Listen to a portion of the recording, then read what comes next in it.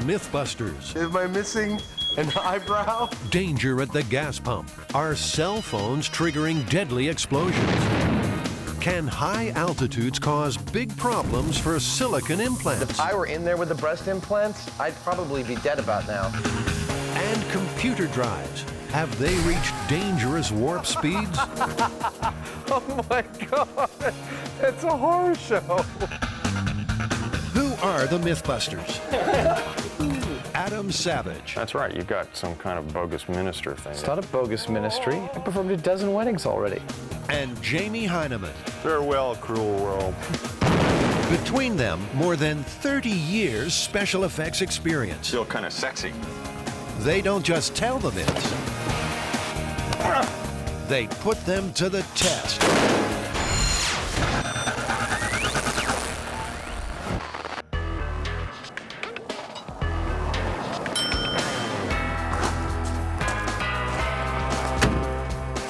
Hey, wake up, farm boy.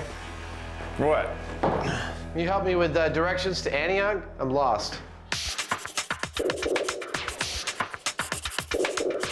So what are we doing at the Stoke Gas and Oil Memorabilia Town in Santa Rosa, California?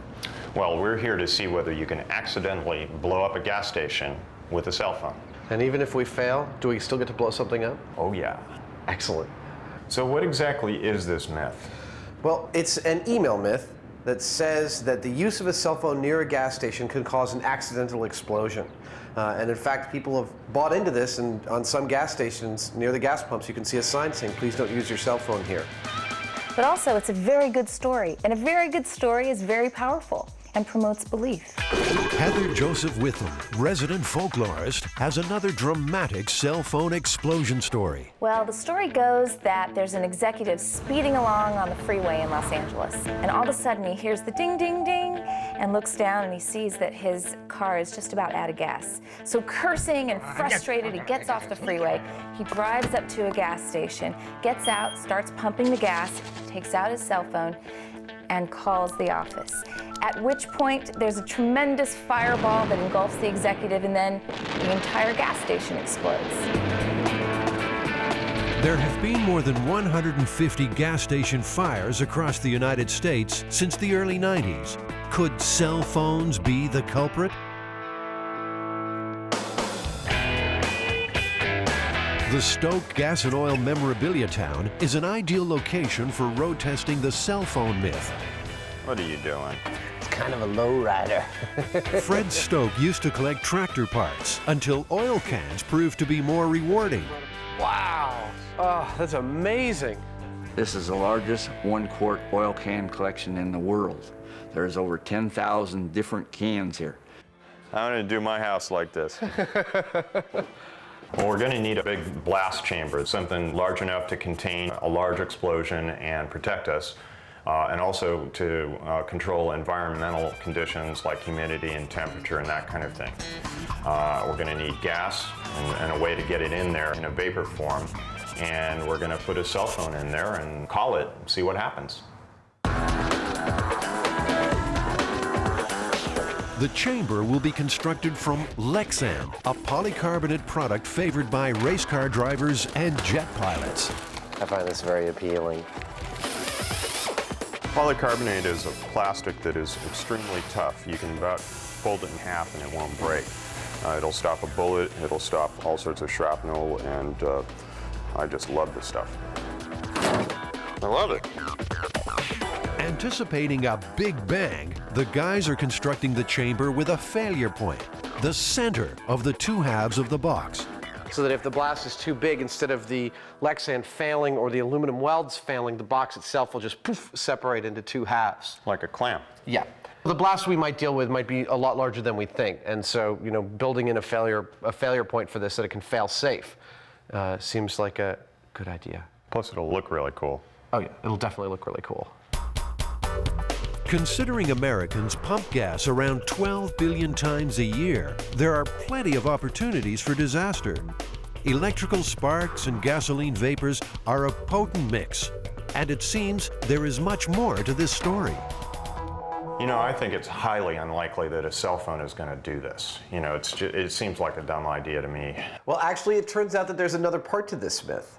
It seems that women are largely responsible for the gas station explosions, specifically because they get in and out of their cars while filling up. And so they'll build up a static charge on their body, and then when they touch either the gas tank lip or the filler nozzle, that will ignite the gas and cause an explosion. That seems more likely. I think so. Over 50% of the accidents occur when a person re-enters her car while refueling. Bob Renkus of the Petroleum Equipment Institute has studied the hard data. 10 years of statistics place women in the most danger. We've had 152 cases now that we've confirmed. 78% are women, 22% are men. The problem comes from getting back into the car while refueling. Electrostatic charges are generated on the seat and clothing due to movement. Getting out takes the charge with you. So if your first touch is near the open fuel tank, the resulting discharge spark could be deadly.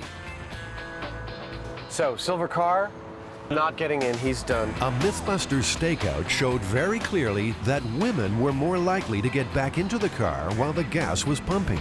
When you broke it down to percentages, women were actually 6 times more likely to get back in their cars than men were. To investigate this second theory, static electricity, they'll also need to build a device that generates body-to-clothing friction and hopefully create a big spark. So the Mythbusters are shopping for something shocking. So do you ever have customers come in and say, could you sell me something different? This one causes too much static shock when I wear it? No, but they've said this causes too much shock. All right. Yeah, we have to define our terms here, I guess. Right. Yeah. Should we get 2? 2 of each? Why do we need 2? Well, 1 for each of us to wear. Well, if we're going to get 2 of them, we might as well get... Yeah, why don't we get one of those and one of the regular ones? Sure. Yeah.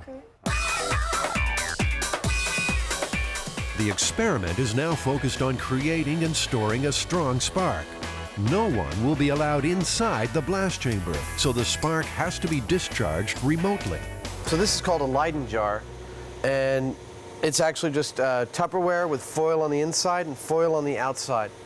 And it's an early capacitor, which is basically an energy storage device.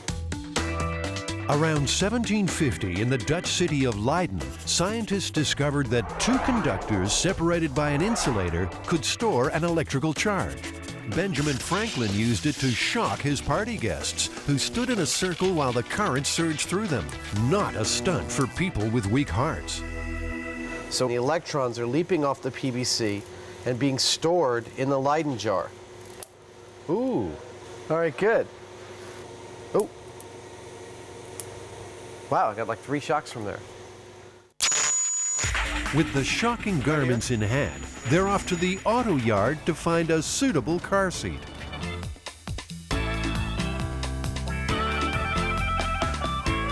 You think we could build some panty friction in the bed here? Well, that's what it's for, isn't it? Well, we won't be the first. Oh, ugh. These panties had no idea what they were in for. This is like where panties go when they've been very, very bad.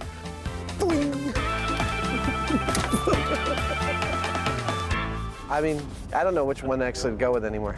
At this point, it's just like a sea of rubbing and vinyl and wet car seats. It's like high school. That's actually good. I got more of a charge off of this than anything yet. They have the seat of choice, but will it provide the necessary charge? I don't see any sparks. Watch this. Ooh. Back at Fred Stokes Gas Museum, the fire department has arrived to supervise the experiment.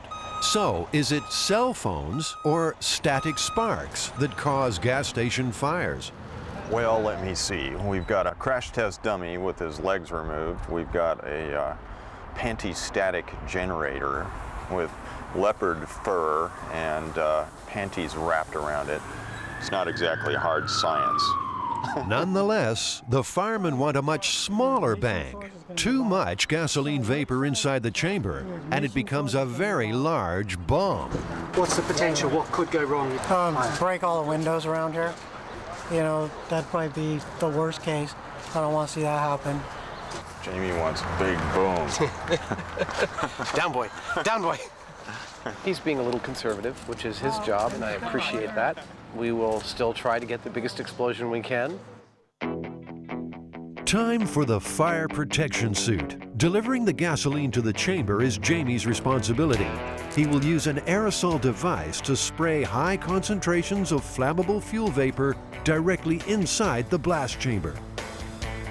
So I rigged up the cell phone in there. Okay. When I call it, it says detonate. Very cute. Okay, we're gonna start the fuel. You guys ready? For gas to explode, you need the right mix of fuel and air. As the concentration edges towards the flammable level, their gas meter emits a warning. Okay. Go behind the thing. The chamber is primed and ready for the cell phone blast test. Calling now. Hello, explosion. Hello? Hello?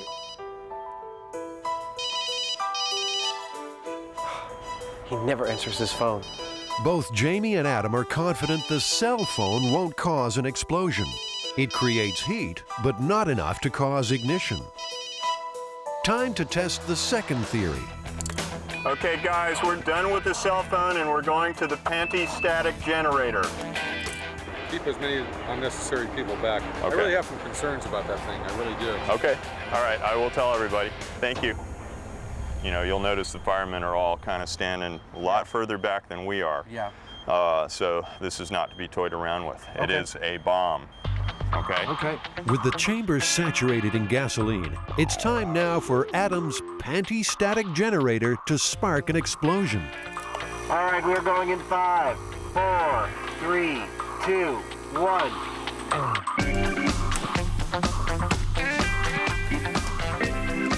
We should have had a spark right about then. Come on, baby. Okay, I've gone through what should have been like at least 3 sparks so far. Okay. Even with sparks and the heavy fuel load, the gas will only blow if conditions are absolutely optimal. So far, nothing is happening. How hard can it be to blow up a room full of gasoline? My guess is just wrong mixture. Just that simple. Wrong mixture. That's it. We're packing up and we're gonna go home. With our tail between our legs. So it's back to the drawing board to see if cell phones or static sparks can cause gas pump fires. Ignition is still proving to be difficult, but the personal flashpoint is rising. Oh, wait, hold on, Adam, before you break up all afternoon's work. Give me just a sec. I thought all 4 sides were taped. You're a nice guy and all, but sometimes you're a bull in a china shop. I'm not gonna respond to that. Working with a smaller blast box should help them figure out the right fuel-air mix to achieve ignition. You know, all of that spray presents a lot of surface area, and I think it's probably sinking down and collecting right at the ground. My guess is that one of our mistakes with the big chamber was that we had the ignition source too far above the ground. So let's just see whether this works. To get a bigger spark, Jamie connects a device called a Jacob's ladder. You'll be familiar with its climbing arc from those old science fiction movies. But this is no toy. It's high voltage and potentially lethal. Now be careful in this metal. You know, we've got some pretty heavy-duty currents here, so. All right, shall we lose the spark and get some gasoline going and blow some stuff up in miniature?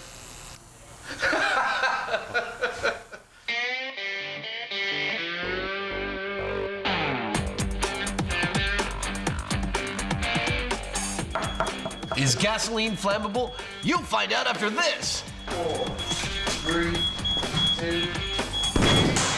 Hey, we made something blow up. We made something blow up.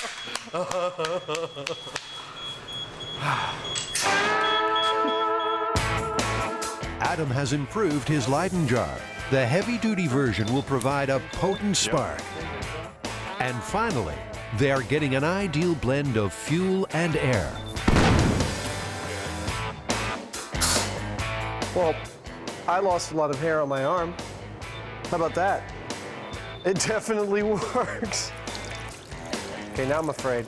Adding more gasoline won't guarantee a bigger You blast. watch yourself there, hombre. The critical mix needs more air. That's probably it. That's probably all that it takes. Do you think there's anything left of a fume in there? Go, go, go. Okay, here I go. Let's talk more sparks. Stop your grinning and grab your linen. Here we go. Oh! The Heinemann was right. We now know exactly what kind of concentration of fuel that we have to have for ignition. We know that we can create a spark from static electricity off of fabric, and we know that it is something that we have to be very careful with.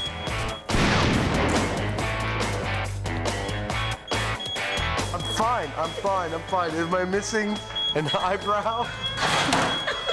I am missing an eyebrow, aren't I? You lost a lot of hair up there. You're kidding me. No.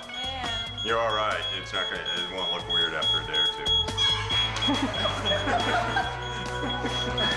I think it took him about 5 seconds to worry about whether he's going to look funny for his date. I have a date tomorrow. Is it survival more important or sex? All in the name of science. Okay, that was probably one of the stupidest things I've ever done. No problem now with the static spark. The mix is right and ignition comes easily. But what about the cell phone? Will it prove to be the cause of gas station fires? Nada. Niente. Second call. No explosion. So, Bob, have you heard of this myth regarding exploding a gas station by using a cell phone? Not only did I hear of it, I'm quoted in the myth that says, Mr. Rinkus says, don't use cell phones. They can cause fire at the pump. That email's gone around, and people take that literally because they are believing everything they see in emails, unfortunately. After researching hundreds of gas station fires, Bob Renkes of the Petroleum Equipment Institute says cell phones are in the clear. Pure and simple, we don't have any accidents involving a cell phone at a service station. It just doesn't happen. But a dramatic fire department demonstration clearly shows what can happen when static is involved. People who re-enter the car during refueling face the biggest risk. They're typically younger people, because older people will go like this to get out of their car. And when they do that, they discharge. So they just simply pop out of the car, not touch anything, not shut the door, not ground themselves, not touch this. They'll take 1, 2 steps. They're wearing neoprene shoes, so they're not discharging, they're not dissipating on the concrete. They touch a piece of metal here. The vapors are coming out of the tank. The air is coming in from outside, so that's 2 parts of the fire triangle, and the third part is a source of ignition, which is the spark. The problem comes is when they overreact, they go, oh my goodness, and they leave a stream of gasoline. They already have a fire, it gets underneath the car, or they could get it on themselves. With the cell phone myth well and truly busted, they still want to make their own big static bang. So they're back at Fred Stokes Gasoline Museum with the fire department there to monitor safety. You're gonna pump the whole thing in there. It's make or break time. So today the guys are using a much higher concentration of gas in a much finer spray. Okay, that's it. All right, here we go. Watching for spark.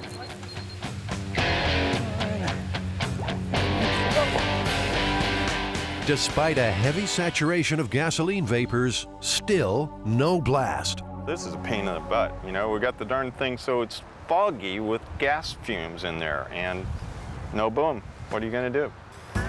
Leiden jar, I am finished with you. Desperate to get their big bang, the boys decide to use extra juice. Good spark. That good? Yeah. We're using a spark that's actually a smaller spark in terms of the kilovolts, but it's longer. We're using neon transformer to generate it, but it lasts as long as we want. So I feel totally confident we're going to get the concussive boom that we want right now. Okay, Adam, let's get ready. Come on, okay, here we go. Stand by. I feel like something's gonna happen this time. In 3, 2, 1.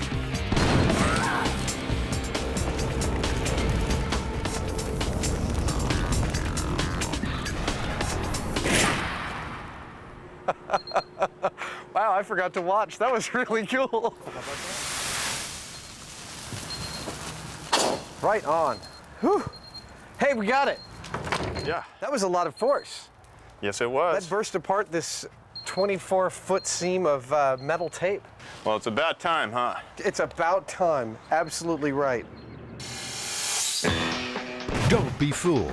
Gasoline vapors and a strong spark under the right conditions spell danger at the fuel pump. Bob, what is your recommendation if there is a spark, if there is ignition? What should you do? If you discharge here and you get a spark, don't be a hero. Don't take your nozzle out. Your gas tank will contain the gasoline. We don't want any gasoline spilling on the forecourt or on the pavement. Stand away and notify the station immediately. Adam, what do you reckon? Myth busted? Absolutely. This myth is definitely busted. No cell phone will ever cause a gas station to ignite. Just not going to happen. I agree.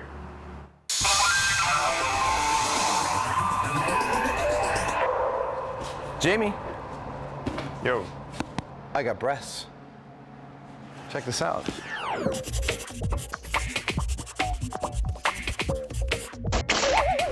There's a myth that when you go up on an airplane, the reduction in pressure will explode your implants.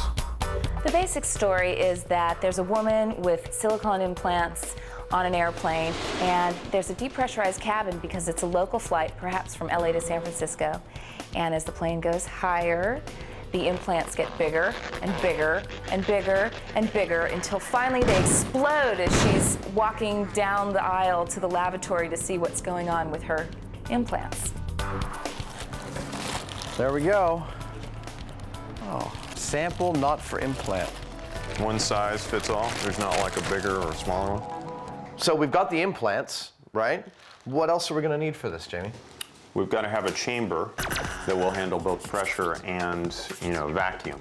So positive and negative pressure. Yeah, and we've got to have a vacuum pump or pressure pump, and to make it look good, put the implants in a body of some sort, maybe The ballistics gelatin would be perfect for that. We could make up a torso out of ballistics gelatin and put the implants in. It'd be very close to skin, so we could probably see, if there was any real movement. And the gel is clear, so we can see what's going on. Yeah.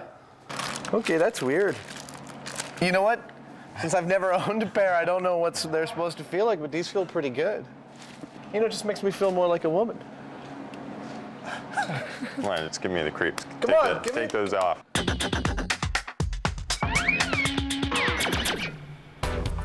When you do it for cosmetic purposes, probably over 100,000 patients a year have breast augmentation. For that group, Plastic surgeon Dr. Gregory Georgiade knows his implants. He's performed thousands of procedures over 25 years. I have heard the myth, and you'd be not infrequently asked by patients, who had active lifestyles if they were going to skin dive, what would happen in their implants or what would happen in decompression in an airplane. And that was a common question. Have you ever heard any fantastic stories about this actually occurring? No, I never really have heard any fantastic stories. I have no first-hand experience with a patient that had a, quote, blowout at altitude along the way. But lots of people were worried about it, shall we say. Adam and Jamie are back in familiar territory, surrounded by scrap metal and high-tech surplus. I love this place. I spend every Saturday that I get a chance down here. They have coffee and donuts, cryo containers, beer kegs. What else we got? They're looking for a tank to convert to a chamber. They want to reproduce the altitude pressures that may cause an implant to expand or explode. Looks like the world's most expensive garbage can. Yeah. Now there's a tank. Unfortunately, it feels like it's maybe 2,000 pounds or so. I see one back here that's starting to look like... Oh my Lord! You have to come here and look at this. By the looks of this is, not ultra high pressure, but it's pretty good. Look at the thickness on those. I love it when I find this kind of stuff. I mean, this is so cool. This is like sci-fi right here. Probably cost somebody maybe 30 or 50 grand new, I don't know. But it's just a beautiful piece of hardware. I get such a kick out of this stuff. How much does he want for it? It's going to be by the weight of the aluminum, I'm sure. God bless them. I don't care what it was. Just tell me how much it weighs.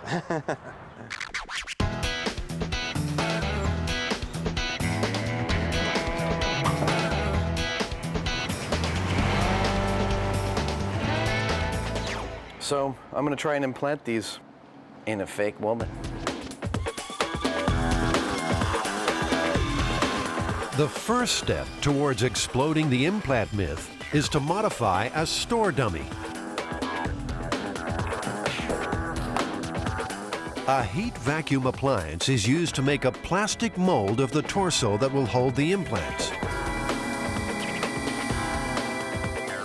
Always looking to match reality, Adam will suspend the implants in the ballistics gel. So if we let this sit for 20 or 30 minutes, the ice against the skin should make that layer of ballistic gel harden, but not the rest. We should end up with a nice fleshy barrier, about that thick maybe. The skin layer takes about 10 minutes to form. It's perfect, actually. Yeah, I've got a layer of skin here that's actually like 3/16 of an inch thick. It's not bad. Now it's just a matter of putting the implants into place. The silicone is actually a little bit lighter in density than the water, but I pushed them down in and hopefully suction will keep them at the bottom. They're looking pretty good right now. I'm gonna wash my hands and check in 20 minutes. The important job is to make the chamber as airtight as possible. Some portholes are welded shut, while others are replaced. And finally, an air pressure gauge is fitted. Adam's gelatin torso has set. The implants are holding. Go. Look at that. It's a thing of beauty. Oh my God, I've done it! All right. As a parallel experiment, Jamie places an implant in a jug of water. Any changes should be easy to see. If we find that the implant is actually expanding, the water level will raise, and we can measure that. Adam calibrates an easy-to-read altitude guide for the gauge. The chamber is sealed. So are we ready to go? For the first test, the implants are subjected to typical in-flight cabin pressure, which for passenger comfort is equivalent to around 8,000 feet above sea level. Okay. There. What I see is the bubbles that were on the surface of the implant have gotten larger, and it's maybe raised the water level a minuscule amount as a result of that. Right. But I don't see any expansion of the breast itself. All right, shall we take it up to, let's say, 30,000 feet? The big test comes as the chamber matches an altitude of around 30,000 feet, an impossible height for humans unless flying in a pressurized cabin. I mean, it doesn't look like much, but if I were in there with the breast implants, I'd probably be dead about now. Your lungs would fill with fluid, your head would, compress. It's just a whole bunch of conditions. None of them are pretty. You'd probably pass away in about 10 minutes at that height. Despite the negative pressure of high flying, the implants appear unchanged. We've seen the implants at about 8,000 feet. Then we bumped it up to around 35,000 feet or so. And in both cases, we've seen expansion of little air bubbles around the things to some degree, but the implants themselves have shown no significant increase in volume. Adam had a theory that injecting the implants with air might force a failure. I added some air to each of the implants. To the right one, I added 3 cc's of air. To the left one, I added 10 cc's of air. There we go. Yeah, we're at about 35,000 feet now. I'm not really noticing any significant change in the air pockets. We definitely know that air can expand really well. We got a balloon in there, and the balloon's been blowing up to twice its volume, but the air inside the implants is not. I didn't really notice any difference at all. Me neither. Yeah, I mean, effectively nothing. Nothing much happening at altitude, so Jamie hooks up a small chamber to emulate the high pressures of deep sea diving. He didn't figure on explosive results. We had a seal blow. Are you guys all right? It sounded like you shot an elephant. Yeah, it kind of hurt my ears too. No one hurt, but Jamie had a close call. Rapid changes in pressure can cause serious hearing damage. No changes to the implant at high pressure, so it's back to the large chamber for another low-pressure altitude test. Within a few minutes, it's taken the equivalent of a rapid trip from the ocean's floor to the summit of Everest. Shall we go up to 30,000 feet?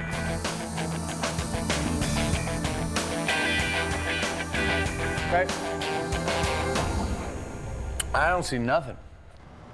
I don't see any air bubbles. I don't see any noticeable difference. So this replicated someone diving in water and then immediately getting into a plane? Yes. So effectively no difference. Scientists at Duke University have been studying the rigors of pressure on the human body for many years. This is the main clinical chamber here. Watch your heads again. And the actual chamber is compressed with air. Dr. Richard Vann from Duke University's Center for Hyperbaric Medicine knows all about pressure and the concerns of people with implants. We had several questions that came in with regard to breast implants as to whether there were any hazards with regard to diving. And as a result, we decided we might do a study, and so we approached some of the plastic surgeons who we'd been working with. Well, we found that basically in anything that the patient could survive, it wasn't going to be an issue. Plastic surgeon Dr. Gregory Georgiade provided subjects for the implant pressure tests at Duke's hyperbaric lab. The results were convincing. Basically what we have here is we have two implants that were initially the same size.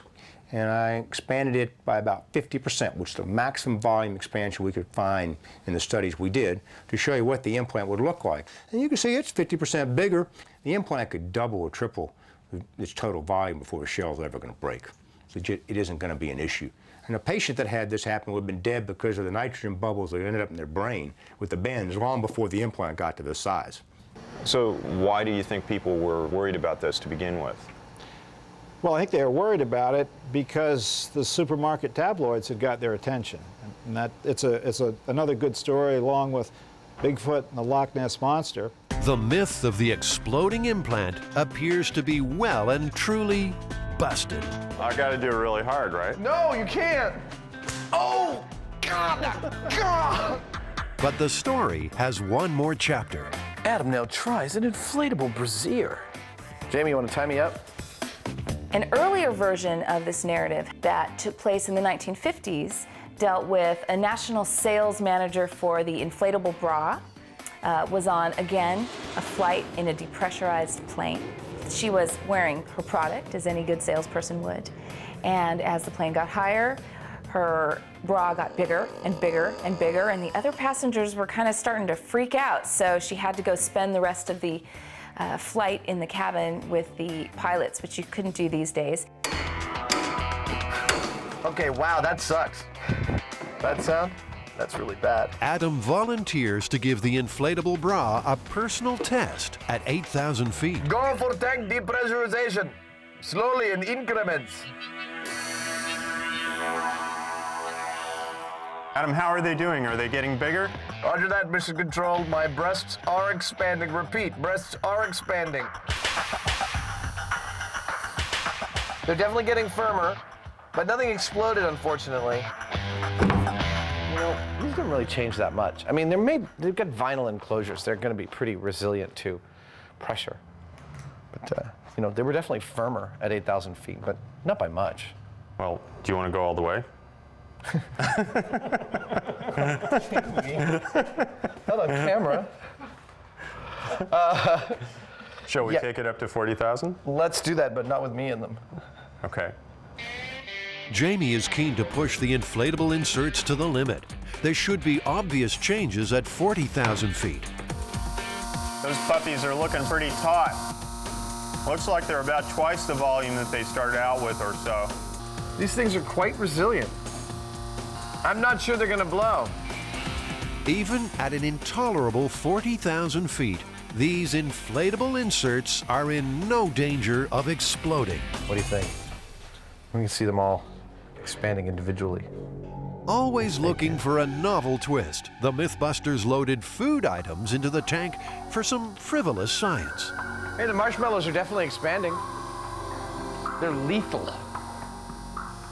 Oh, hey, we have a rupture in one of our cream-filled cakes. Look at that. Oh my Lord. Yeah. I'd say the snowballs are much larger now. They're coming off the plate. I think this just goes to show that if you're a paratrooper and you got one of these cream-filled confections in your pocket of your uniform, you better be careful.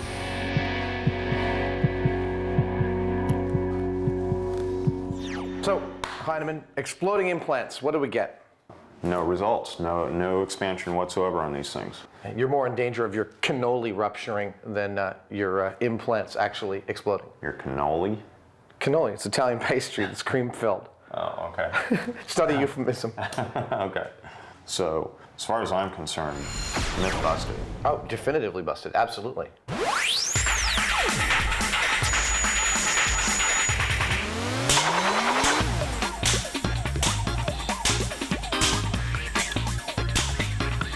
Oh, must test CD-ROM.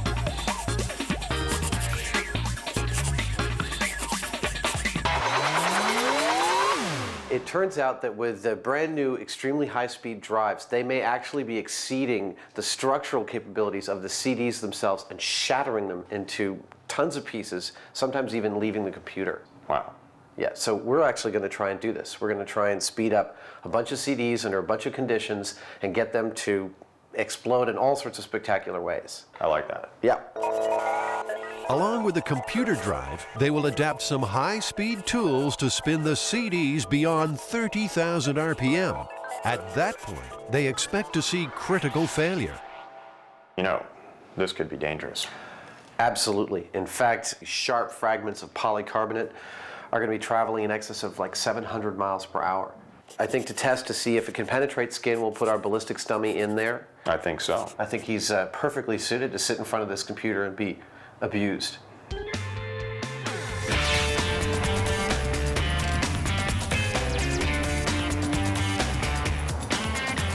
We are driving through Silicon Valley on our way to one of the largest computer recyclers in the Bay Area, and if anyone's going to have a high-speed, like 52-speed CD-ROM drive for us to test, it's going to be them.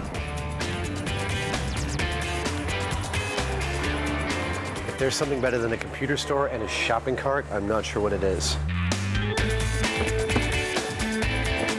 This is Adam's Life 3.0. I need to get a couple towers to put these in. What I'm trying to test is the idea that, you know, these ultra-fast drives have actually exceeded the physical limitations of the CDs and shattered them inside the case. Have you guys ever had that happen? There has been a couple cases. One customer in particular did bring back a CD-ROM drive, had some contents rattling inside. As we opened it up, we discovered that the CD itself is shattered completely into many, many pieces. That's the one I remember notably. Yeah. That sticks out in my mind. Yeah. Mm-hmm. So, yeah, let's get this one. 145. 145. Hey, how about that? Okay. Good enough? That's good enough. Right. Yeah. We'll take it back to the lab and destroy it. CD manufacturers are aware of developments. David Bunzel from the Optical Storage Association has been tracking the stories. And it seems that much of it relates back to an article that was generated by a PC journalist based in Sweden. And he was able to do some testing that he suggested at 30,000 RPM, which would approximate a 52x CD-ROM drive, that they would explode. Over time, we've talked to various people in the industry, and it seems to be very difficult to replicate.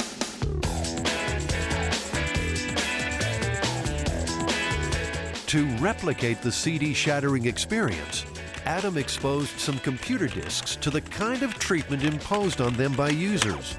CDs that blew apart in computer drives may have been damaged by sunlight, corrosive spills, or normal wear and tear.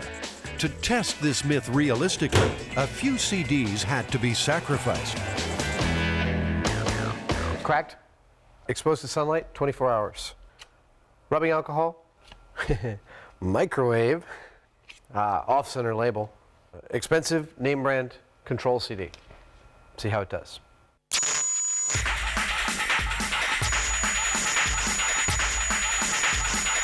I've just installed Windows on this computer so that I can install this drive externally, and hopefully we'll be able to operate it while being able to view the CD spinning. And the high-speed camera ought to catch the point of failure if there is one. If there isn't, we're going to make one. Speed is the key for busting this myth. Computer drives rated at 52 times will be spinning CDs at around 30,000 revolutions per minute. Some disks may disintegrate at this point. Others may require much higher stresses to induce failure. What do you think about that? Jamie's quest for more speed involves adapting electrical hand tools and fitting CDs where they weren't meant to go. Oh no. Is that sweet or what? No, it's pretty special. Worth a trip to the store? How fast is it? This is rated for 10,000 RPM. So I'm going to run the 30,000 RPM router into this and out the other side. Are you sure that this is a balanced enough mechanism to handle 6 times its current load? It says it's heavy duty. Adam is cooking up a ballistics dummy to be placed in the shatter zone for a dramatic demonstration of possible injury. It's made from gelatin, a substance which, when set, closely matches human skin and flesh.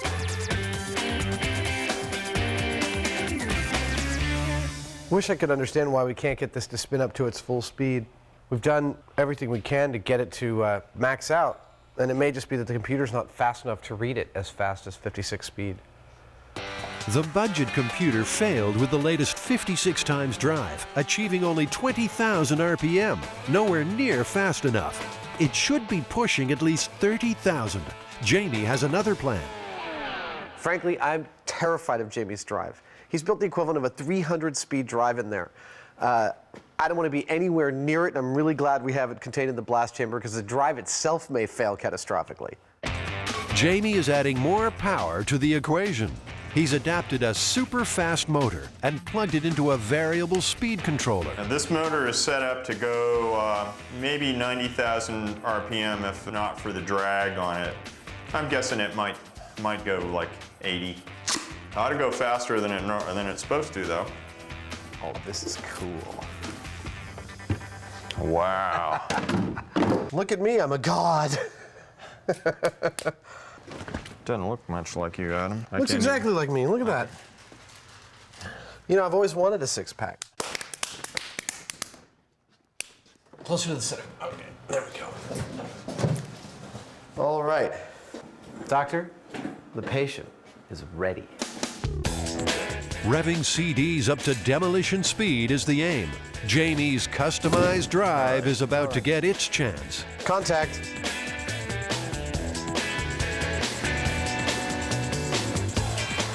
Whoa. Oh my God. Faster, faster!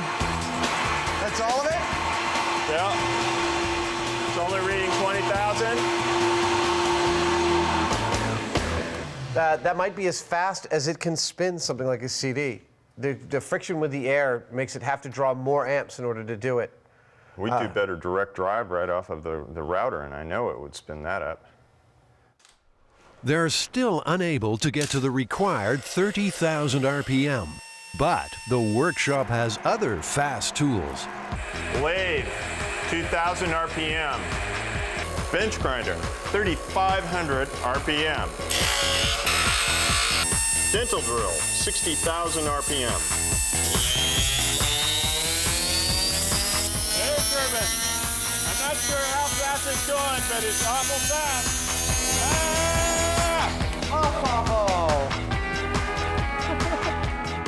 I mean, there it is. None of those tools were suitable, so they purchased a tougher, faster router to direct drive some of the damaged CDs. Really need to see some explosions now. We've got the microwave CD. Okay. That one's been severely stressed. Adam is convinced the CD he fried in the microwave will not withstand the forces. All the way, baby. All the way. Come on! Yes! Could this be it? Everything else is coming off. Oh! Yes! It just goes to show that you shouldn't microwave a CD and then put it in your drive. But what happened to the ballistics dummy? Oh my God, that's a horror show. Look at this. It's embedded like 2 inches into his flesh. That's bad. To imitate a computer drive, Adam and Jamie set up a high-speed run with a CD mounted in its plastic tray. Ready? Here we go. That's 25,000, 24.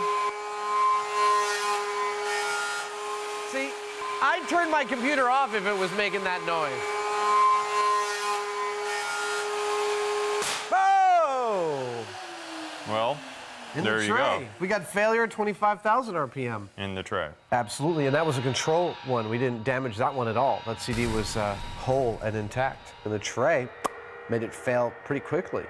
Yeah, you can smell the burning plastic from it. Yeah, here, look. Yeah. Even the computer drive's metal shield is given a solid microwaved CD workout.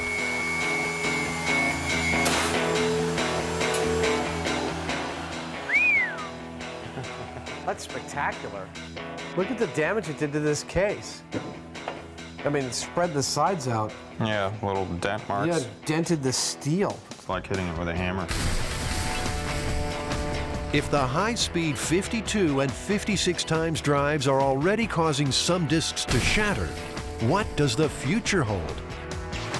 So, David, are we going to see 100x drives, 200? Where's it going to stop? I wouldn't really expect the optical drives to go much past the 52x range. I think what you're going to see in terms of increased capacity is going to be done more with different types of lasers, different technology in packing the bits tighter on the disk. And their speed is not as critical of an issue, so you will probably not even need the 52x to be able to accomplish this. You ready to ramp it up to double speed? I'm ready. All right, Let's go, Spin Man. So far, most undamaged control CDs have withstood standard spin forces, only one disintegrated. Slow-motion pictures show them warping, but not shattering. But Jamie and Adam want mass destruction. They switch from 110 volts to a potent 220. It's party time. You ready, Baldy? Wait. Okay, Ready? And unplug it right after you're done. Yeah. 3, 2, 1.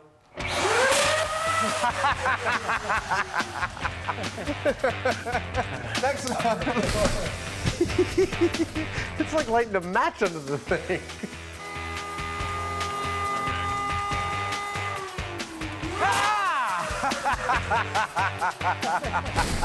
Okay, next one. Next one.